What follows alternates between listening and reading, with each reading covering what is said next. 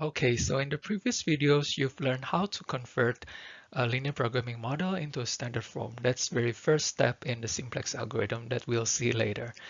And you've also learned the terms basic solution and identify which one of them is basic feasible solution.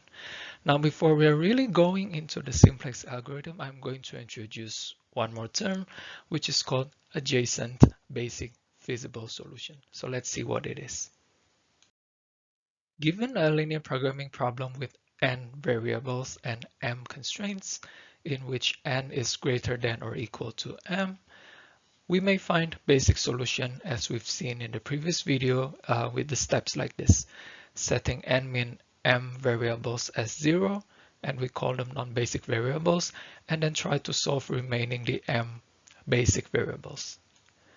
From here, if we have the basic solutions, we may identify which one of them is basic feasible solution. If the value of all variables greater than or equals to 0, it means that that basic solution can be called as a BFS, basic feasible solution. Now from here, adjacent BFS means that if two BFS have the same m-1 basic variables, so you have two BFS and then you check if they have m-1 variables that are the same, m-1 basic variables that are the same, it means that those two BFS, they are called adjacent BFS. Adjacent, you can think about like neighboring or next to each other. So that is the meaning of adjacent. So let's see an example to illustrate the concept of adjacent basic feasible solution. So given a linear programming model, first we need to convert this into a standard form. Because the sign is less than or equal to, we will add S1 for the first constraint and S2 for the second constraint. It means that now we have 5 variables in the standard form: x1, x2, x3, s1, s2. We have 5 variables, but we only have 2 constraints. It means that we need to set 3 variables as non-basic variables.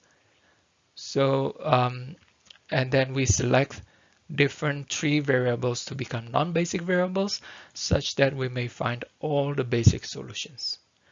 From all the basic solutions, there are 6 of them which are basic feasible solution. So you have more than this basic solutions, but only 6 of them are basic feasible solution. So those who are not basic feasible solution, the textbook doesn't show it on this table. Okay, so what I'm going to say here is that you have another basic solutions other than the ones on this table, but they are not basic feasible solution. Okay, so among this basic feasible solution, if we visualize it in a three-dimensional axis, x1, x2, and x3, we can see that each BFS corresponds to an extreme point in this graph, right? So like, for example, the first BFS corresponds to point D. So it's here. And then in the concept of adjacent BFS, you can say that D and another BFS is adjacent if they have m-1 basic variables in common. So here we have 2 basic variables. So it means that if 2 BFS have 1 basic variable that is the same, it means that they are adjacent. Let's see D and F. For D, the basic variables are x1, x3. For F, s1, s2. So they do not have anything in common at all. So F is not an adjacent BFS of D.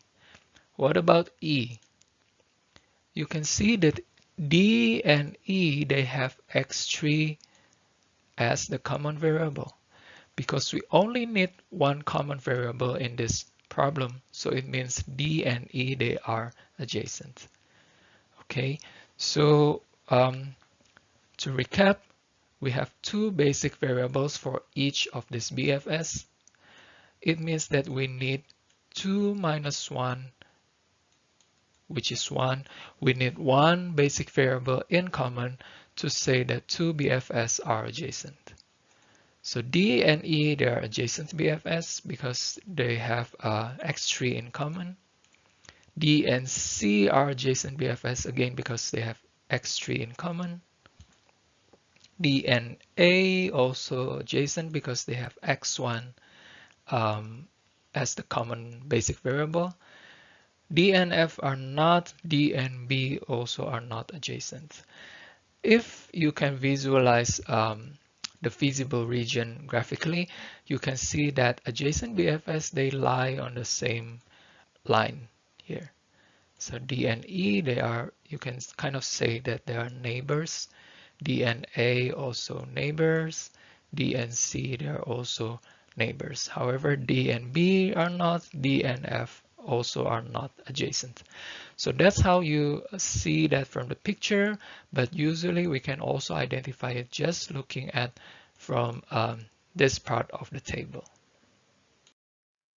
So up to this point, you should have been able to find basic solutions, identify which one are BFS, and then you know, given a BFS, which ones are the adjacent BFS of that BFS. You may wonder why you need to bother with all those BFS and then adjacent BFS and so on. The reason is because in the simplex algorithm that we are going to learn, here's the outline.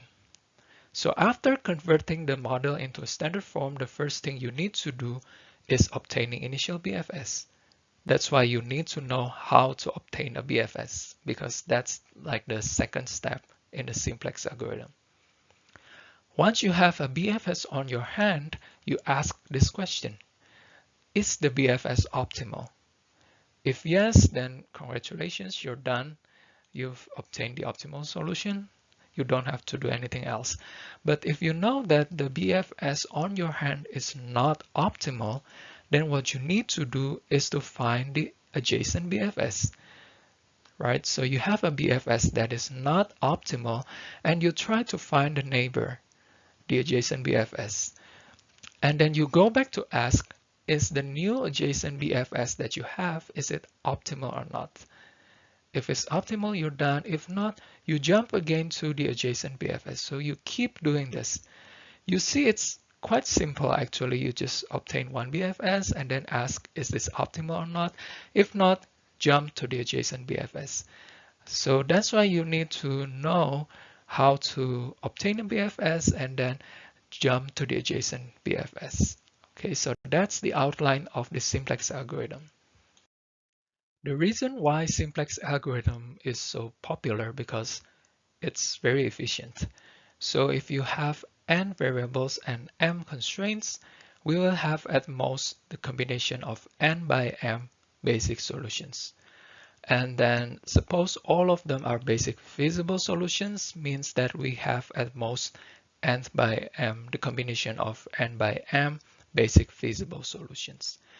So you know from the previous theorem in the previous video saying that if an LP has an optimal solution, then it has a BFS that is optimal. So suppose we have 20 variables and 10 constraints, it means that we are going to have 184,000 BFS. If we have to enumerate or search them one by one, it will take a lot of time. In contrast, Simplex can do the search very efficiently. For the same problem, 20 variables and 10 constraints, it can take only about like 30 iterations to obtain the optimal solution. So although the steps are quite simple, you just jump from one BFS to the other, you can see that this is very efficient algorithm to do that. Now let me check your understanding with one question. Given a set of BFS of a problem, and then I say the point B is an adjacent BFS of point A.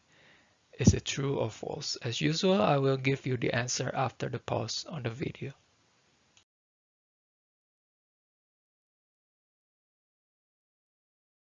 The answer is true.